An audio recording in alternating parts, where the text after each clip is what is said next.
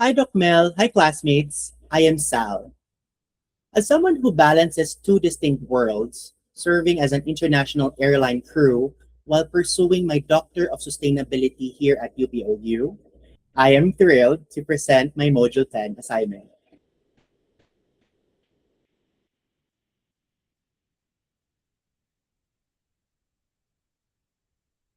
In our initial self-introductions, I highlighted the massive challenge of operationalizing sustainability inside commercial aircraft cabins. Today, grounded in the lessons from Module 9 and Module 10, we will look at how we measure what actually works by exploring the M&E indicators, methodologies, and standards of effectiveness required to evaluate an in-flight advocacy program. Let's take off. To set the context, our initiative in the in-flight circular cabin operations and environmental sustainability program, millions of tons of cabin waste are generated globally every year. Yet, most corporate net zero commitments struggle with an operational design implementation gap once the aircraft doors close. High service velocity, limited galley space, and transient workforce make compliance incredibly challenging. We essentially have to ask, how do perfectly designed protocols survive these extreme environmental constraints? Our strategy addresses this gap through three integrated pillars. First, advocacy, where we mobilize internal change agents like airline management and flight ops to mandate standardized waste sorting protocols and eliminate single-use plastics. Second, communication, deploying pre-flight digital briefings and passenger announcements to build shared environmental norms. Finally, social mobilization, which empowers our flight attendants as frontline peer coaches and transforms our passengers into active co-creators of sustainable flights.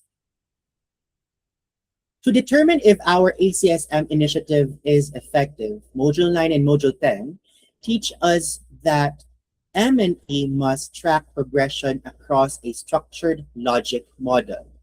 We cannot just count activities.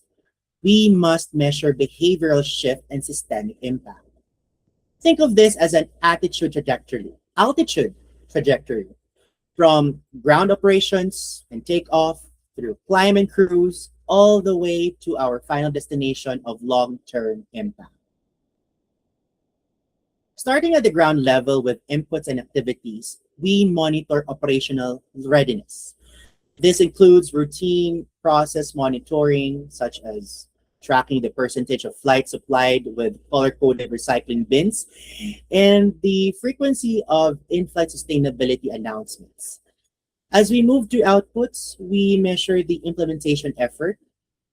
We track the percentage of cabin crew completing our digital map modules and calculate the total number of passengers reached during flights. As we reach cruising altitude, we measure interim outcomes. Our short-term outcomes focus on shifts in knowledge, attitudes, and practices, or KAP. Specifically, we use pre- and post-shift surveys to measure the increase in crew knowledge on waste rules and their self-reported confidence in managing eco-friendly galley services. Then we look at medium-term outcomes for actual behavioral compliance. This means measuring the percentage of galley waste carts correctly segregated upon arrival and observing voluntary passengers' participation rates during cabin cleanups. Finally, we reach our destination, long-term systemic and environmental impact. This is the ultimate standard of effectiveness, proving the ACSM program permanently alters the airline's environmental footprint. Here, we look at the big picture. The total annual tonnage of cabin waste diverted from landfills, and the percentage reduction in single-use plastic items consumed per passenger kilometer. We verify these metrics using airlines' ESG sustainability reports and official waste facility receipts. Module 9 emphasizes that evaluating complex social mobilization requires combining quantitative data with qualitative insights. On the quantitative side, ground handlers conduct galley waste weight audits post-flight to establish verified baseline trends. And we deploy digital KAP surveys via crew portals to quantify knowledge, retention, and compliance. However, we must balance the what with the why. So, on the qualitative side, we utilize in-flight observational audits and post-pairing focus group discussions to uncover the reasons behind compliance breakdowns on specific routes. Diving deeper into these qualitative methods, our in-flight observational audits are crucial. Senior purser champions act as embedded evaluators, observing service execution in real time to bypass survey bias.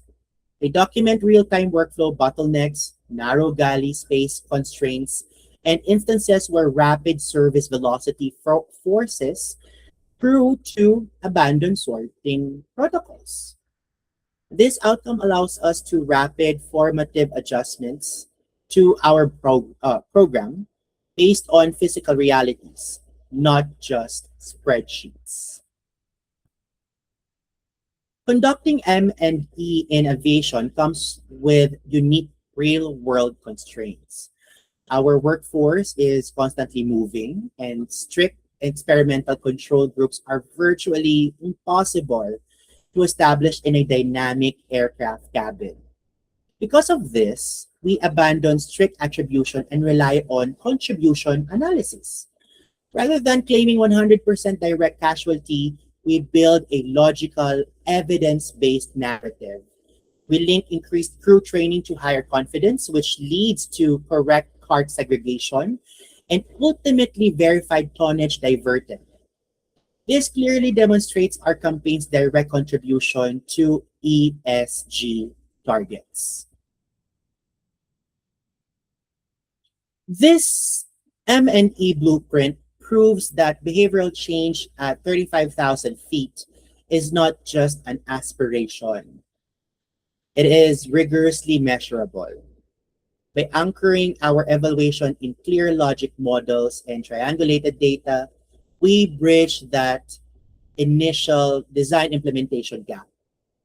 Most importantly, this ACSM campaign transforms individual crew members from transient workers into the linchpins of global aviation sustainability, proving that route compliance successfully aggregates into fleet-wide diversion and corporate net zero success. In summary, the core principles we must retain are the use of smart indicators, applying triangulated rigor with both quantitative audits and qualitative observational data, relying on contribution analysis when control groups fall or fail. Thank you very much for listening. Again, this is Sal. Mabuhay.